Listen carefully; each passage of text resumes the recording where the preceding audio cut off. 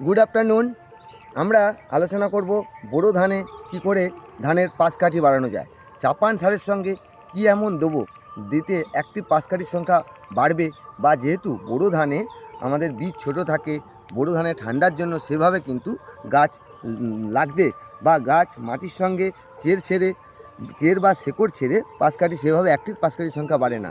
সেই নিয়ে আমরা আজকে আলোচনা করব কি দিলে আমরা পাশকাঠির সংখ্যা বাড়াতে পারবো। তো আমরা সেই জন্য দুটো জমিতে আমরা পাশাপাশি এসেছি, যেদিকে ট্রিটেড আনট্রিটেড করেছে ফার্মাস। এখানে আমরা একটা ড্রাম সিডার চাষ হয়েছে, তার বয়স হচ্ছে 1 মাস। এইখানে ফার্মাস কি দিয়েছে সেটা আমরা দেখে নেব আগে।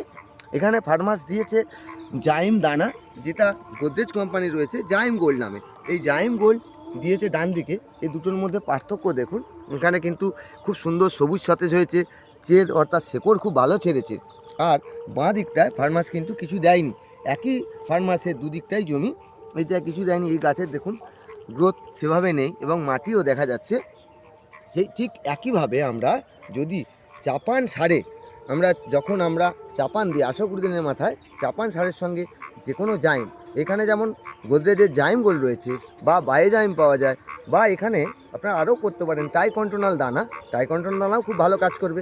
টাইকন্ট্রোনাল দানাও কিন্তু ডোজ করে আমার 10 কেজি। টাইকন্ট্রোনাল দানা বিভিন্ন কোম্পানির পাওয়া যায়, আমরা যেটা মার্কেটেও দেখি একটা রয়েছে বিপুল দানাও দিতে পারেন। বা আপনারা কি করবেন, যে কোনো মাইক্রোরাইজার দিতে পারেন। এখানে মাইক্রোরাইজার দিলেও কিন্তু এই প্রচুর পরিমাণে চের অর্থাৎ শেকড় ছাড়বে, গাছ সবুজ সতেজ হবে এবং একটি পাশকাঠির সংখ্যা পাবো। এই মাইক্রোরাইজারের ডোজ হচ্ছে একরে 4 কেজি। বিভিন্ন কোম্পানির নামে রয়েছে, টাটা র্যালি রয়েছে র্যালি গোল্ড নামে, আচ্ছা নাগার্জুনা রয়েছে গ্যালেন্ট গোল্ড নামে, এবং বিভিন্ন কোম্পানির মাইক্রোরাইজার রয়েছে, ধানুকারও রয়েছে।